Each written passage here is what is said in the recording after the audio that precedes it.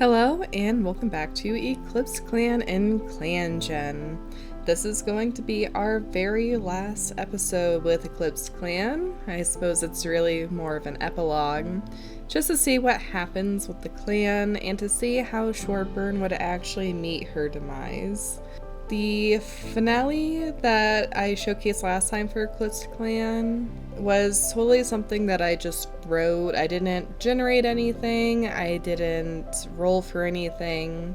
I just tried to bring the story to what felt like a very natural conclusion for it, and that seemed to be pretty well received. But today we are going to see how long Shortburn would have lasted as leader of EclipseClan had there not been divine intervention, so to speak. So Shortburn has been the only leader of EclipseClan, and we are now 90 moons in. She's definitely a little bit on the older side at 120 moons. So we are pretty much just gonna time skip and go over time skip events, new cats or aged up cats as it's relevant, just send out random patrols, and see what her actual demise would have been had we not just written it out. So without any further ado, we're gonna jump into moon 91 of EclipseClan. The cats are in a very zoomy mood right now. So to start us off, we have Flykit, unfortunately passing from a claw wound. And it doesn't look like anybody specifically is mourning them, but the entire clan is. So Gravelarch slipped on some rocks and twisted their paw. Weedpaw exerted themselves and is feeling extremely sore. Sycamore Paw has gotten a running nose. Piper Paw no longer has a stomachache. Flykit died from a claw wound. Snailback's stomachache has left. And we notice that some Elaine has gone bad. So nothing really new with any of the cats. We will check out Shortburn's status. Looks like she is currently slashing at a quote-unquote disloyal warrior. So Shortburn is being her usual self there, sadly. But we'll send out some patrols and go back to time skips. Cougar Speckle can identify some herbs. And I forgot that Piper Paw was Shortburn's apprentice. Guess they'll just go out with Clover Pelt. Clover Pelt sees a big porcupine but can't get the apprentices to take it seriously. The other apprentice training session is telling ghost stories. Shy Pelt's patrol also sees the porcupine, but they don't think it could possibly be dangerous, and they start squabbling. Elder Speck gets a broken bone inspecting a burrow. It looks like we found an angry wolverine and not prey. Our last patrol tracks the scent of a large dog. They gather their courage and valiantly try to lead away the dog. They only lead it a short distance, but it's better than nothing. Having finally reached the end of their apprenticeship, newly named Medicine Cat Weedsight feels that there's so much to learn and frets about whether or not they are ready. With twitching whiskers, Cougar Speckle assures them that Clan will always be there to guide them. Shortburn rests their muzzle on Branch Joy's head and declares them to be a full warrior of EclipseClan, honoring their energy. EclipseClan welcomes Bogleaf as a new warrior, honoring their independence. Cougar Speckle is no longer sore, but their bad leg is acting up this moon. Freeze Ice's bee sting is feeling better. Weedpaw's soreness is gone. Lynxpaw's soreness is gone. Burnt Kit and Raven Kit have gotten running noses. Nevea Claw's broken jaw is healed. Snailback has recovered from their sprain, and we notice that all of our cobwebs have gone bad. Piper Paw misstepped and slipped from a rock, but landed on their feet nimbly, their clanmates commenting on the show of dexterity. Shortburn is currently pondering a recent dream she's had, perhaps from Clan, more likely the Dark Forest. Weedsight is thinking about taking on a new apprentice. He's adventurous and an excellent teacher. Mentored by Cougar Speckle, who influenced them to be more likely to use words over teeth and claws, good in Medicine Cat, follow the status quo, and be cold towards others and have trouble adapting. Cougar Speckle helped them become better at teaching, and they were honored for their bravery when they graduated. So here's Branch Joy, childish and a good swimmer. Looks like he's also all grown up now. Mentored by McAster, who influenced them to be more likely to bicker with others, have strong inner morals, be slow to anger, and behave erratically. When they graduated, they were honored for their energy at 12 moons old. Then we have Bogleaf, who was also mentored by McGaster, who influenced them to be more likely to put others at ease, make impulsive decisions, and use words over teeth and claws. When they graduated, they were honored for independence. Bogleaf is currently wondering if kitty pet life is really so bad. He's lonesome and a great climber. Alright, we'll go through our patrols real quick. Medicine cats gather wild garlic. Trailing behind the patrol, there's a mighty crash above Sandy Paw. They look around wildly just as the world is blotted out by a tangle of heavy falling branches. As Strike Smoke really has patience for their cats, Sandy Paw tells them harshly that they don't have time for some idiot who got stuck, making Strike Smoke resentful as they pull themselves out from under the branches. Also, I guess I just failed to see Pete Paw and Sandy Paw. But Pete Paw is wondering what the inside of a two-leg den looks like. He grew to be lonesome, oddly observant with an active imagination. Then we've got Sandy Paw, who's also wondering what the inside of a two-leg den looks like. She is wise and never sits still. Cloverpelt teaches the apprentices to shove a very long branch into a hole to check if there's a badger there. And it turns out there is a badger in the hole. Cliftapple takes Sycamore Paw out and they see a porcupine, but this time they actually have time to lecture on what a porcupine does, pointing out the cascade of spines lying flat on its hairy back. Shypelt decides to take Lynx Paw out climbing, and Lynx Paw listens carefully as proper techniques are explained.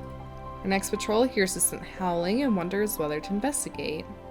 The patrol finds a wolf pack at the source of the noise. The wolves are busy eating from the carcass of a deer, and upon seeing the cats, prove to be fiercely protective of their meal. The patrol doesn't move fast enough, and Bogleaf is killed before they can run. Our very new warrior, poor Bogleaf. Branchoy finds a wounded cat near the Thunder Path. As Branchoy inspects the cat, they find that they're already hunting with their ancestors. Shypelt sits in the crowd, chest puffed out in pride as they watch Lynx Paw be named Lynx Blossom, and honored for their dedication.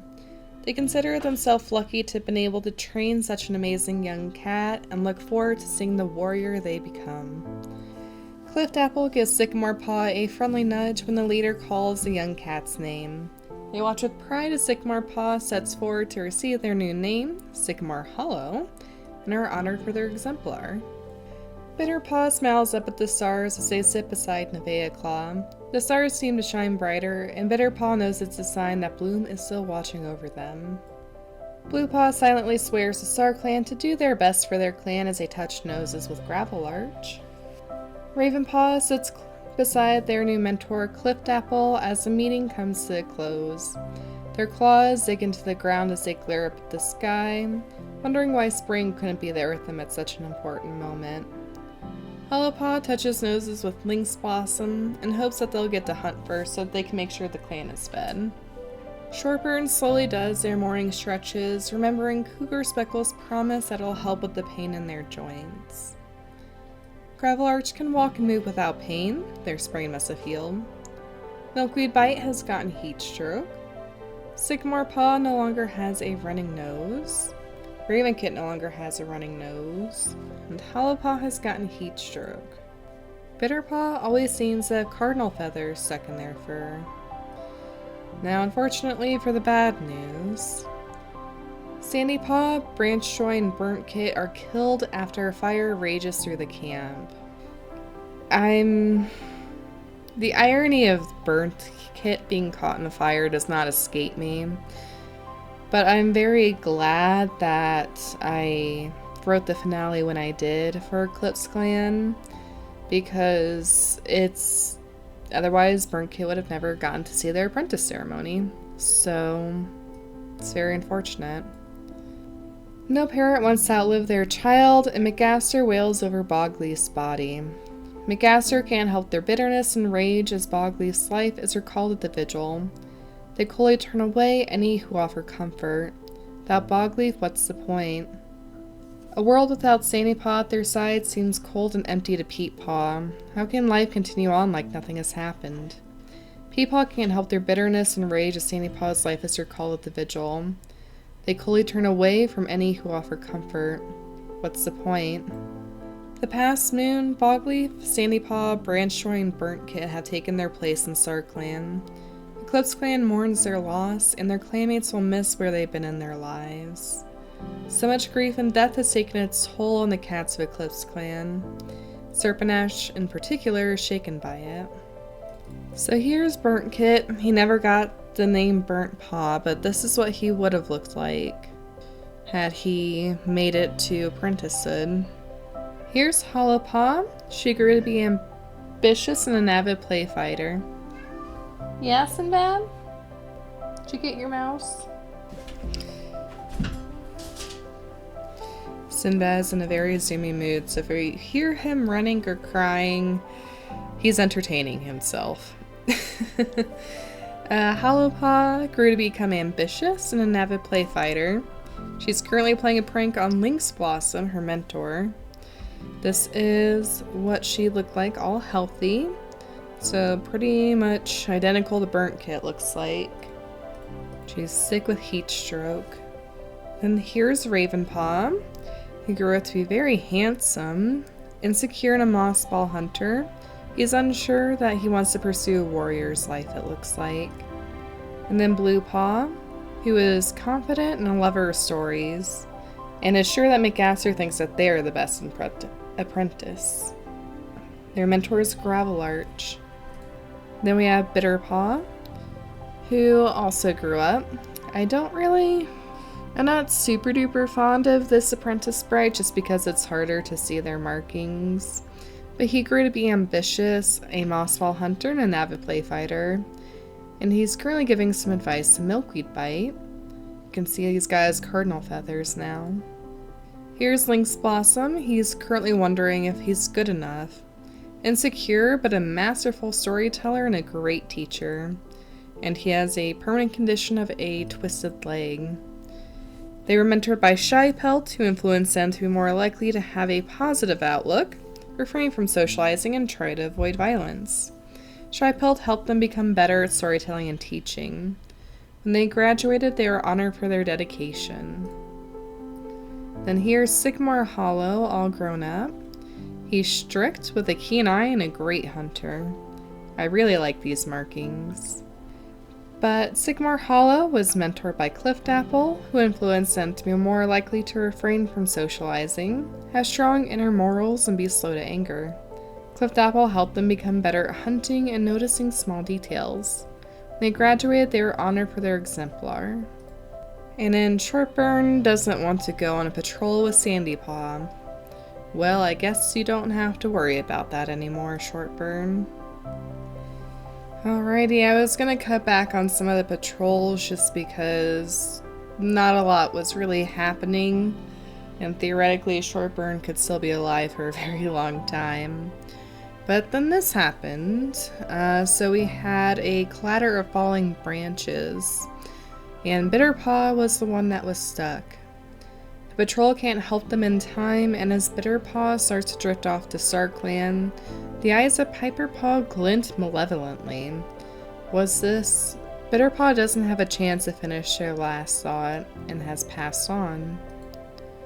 So that was another cat I'd had my eyes on for something greater that never would have had a chance. Okay, nothing else eventful happens on patrol, just a cat getting sore hunting. So we're gonna jump into Moon 94. Okay, so moving into Moon 94, Shortburn passes from a broken bone. And exactly as expected, it would have just been in a time skip to a very lackluster event. So that is how the Great Leader falls. She passes of complications from her break. Cloverstar has received their 9 lives and became the new leader of the clan. They feel that they're not ready for this new responsibility, but will try their best to do what is right for the clan. And we'll check out Cloverstar's profile in a bit. Cloverstar chooses Cliftapple to take over as deputy. I'm a little surprised by that choice. So Shortburn passes from the broken bone, and the past moon, Bitterpaw and Shortburn have taken their place in Clan. And EclipseClan mourns their loss, and their clanmates will miss where they've been in their lives. Maybe not so much for Shortburn. Moments of their lives are shared in stories around the circle of mourners as those that were closest to them take them to their final resting place.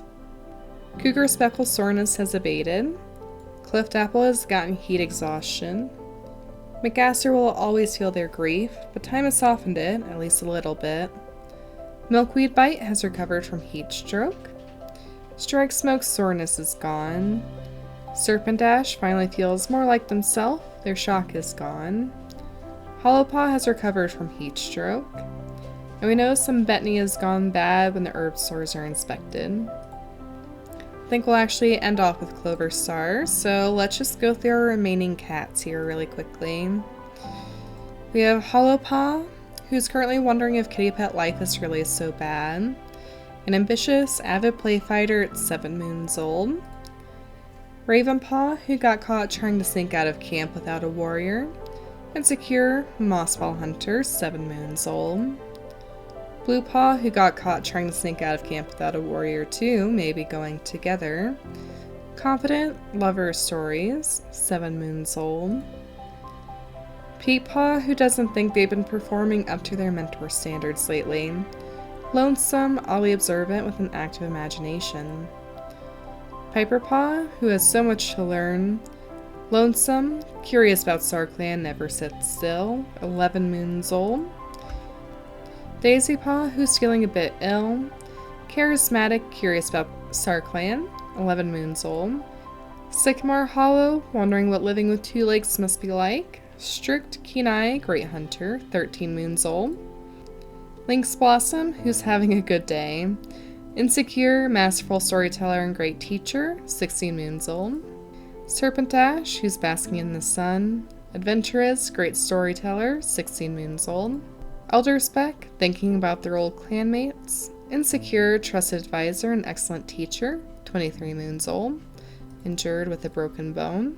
Milkweed Bite, who's wondering what living with 2 legs must be like. Childish, skilled mediator, 26 moons old.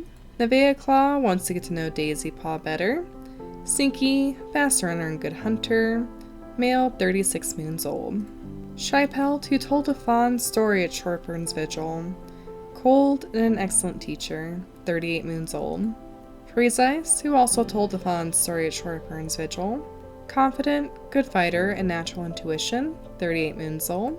Strike Smoke, sparring with some clanmates. Strict, camp keeper, and good speaker, 45 moons old. Gravelarch, trying to set a good example for younger cats. Nervous, unusually strong fighter, 48 moons old.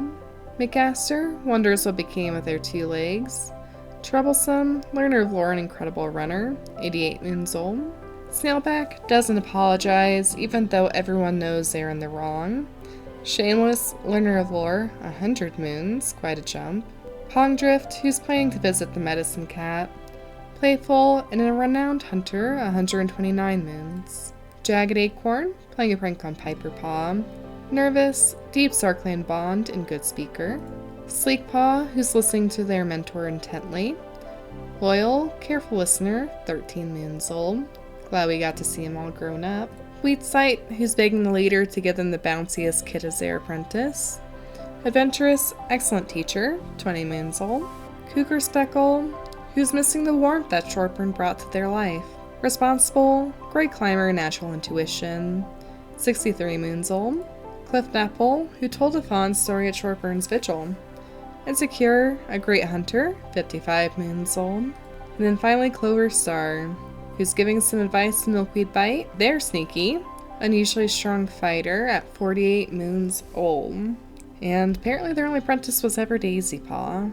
Okay, so I just took a peek at their leadership ceremony, and there is something unexpected in there. Cloverpelt leaves to speak with the dark forest. They shut their eyes and are immediately surrounded by their loved ones, friends, and claymates who have passed on. Murk and shadows cling to their pelts like frost, and their eyes gleam dangerously as they greet the new leader. Condor Fern hisses a raspy greeting. Energy surges through Cloverpelt's pelt as they receive a life for certainty. They spit at Cloverpelt that their pain is almost over. With every sinew of one's body coiled, Midge Acorn approaches Cloverpelt with calculated stealth. leaving naught but silence in their wake. The very air seemed to hold its breath as the profound essence of something unfolded in the precious gift of a life for Cloverpelts. Another cat approaches. Minkrest sets forward to give Cloverpelt a life for bravery. Cloverpelt grits their teeth as the life rushes into them. A pair of piercing eyes gleam from the darkness, hinting at the wickedness that lay within. With calculated stealth, Mistledapple approaches Cloverpelt as though stalking prey, each paw touching the ground with unsettling grace. They give a life for clear judgment, their malevolent presence and disappearing as quickly as it approached. Frustrated approaches next, a sharp grin on their maw. They offer a life for wisdom, whispering to make sure their clan remains strong, no matter the cost. Ringcreek seemed to appear to Cloverpelt out of nowhere in the shadowy gloom of the dark forest, and quietly gives them a life for harsh judgment. As quickly as they appeared, Ringcreek vanished when the life was given. Clawsplinter walks up to Cloverpelt next, offering a life for strength. They give a wicked grin, telling Cloverpelt that their clan will survive any threat. Another cat approaches. Bogley sets forth to give Cloverpelt a life for ferocity. Cloverpelt grits their teeth as the life rushes into them. Finally, Shortburn herself steps forward. The gloom and murk across their pelt shows the future that Cloverpelt will endure one day. They give a life for knowing when to fight and when to choose to lay in wait. Shortburn hails Cloverpelt by their new name, Cloverstar, telling them that their old pathetic life is no more. They are granted guardianship of EclipseClan and are told to use their new power however they wish. Their group of shadowy cats yowls Cloverstar's name in support. Cloverstar wakes up feeling a new strength within their body and know that they are now ready to lead the clan. Alrighty, I've never seen a dark forest ceremony like that, but it makes sense for the premise of EclipseClan. I guess it does bring into question, though, how much of Cloverpelt or Cloverstar's motives was really true for the clan, and how much of it was selfish. Really, there's a lot of possibilities there with Cloverstar's true motives. But for now, I think we'll set EclipseClan to rest, and maybe we'll see what happens to their successors down the line. So stay tuned, because we just might see where that's going. I am going to be cutting down to just one Clangen video a week here soon, and we're going to be opening it back up to other series just to get some more variety on the channel. I will be streaming more on Twitch here soon. I am planning on doing some Clangen and some Planet Zoo. So if you're interested in any of that, make sure to give me a follow. I will be posting on YouTube as well whenever I do go live. But as always, thank you for your support of the channel, especially to the parental units, whose support has been greatly appreciated lately. It's going to be very strange putting EclipseClan to rest, but I think these cats have definitely been through enough, and I'm happy that they'll be able to see a new dawn. Until our next adventure, stay safe and happy. I'll see you all then, and bye!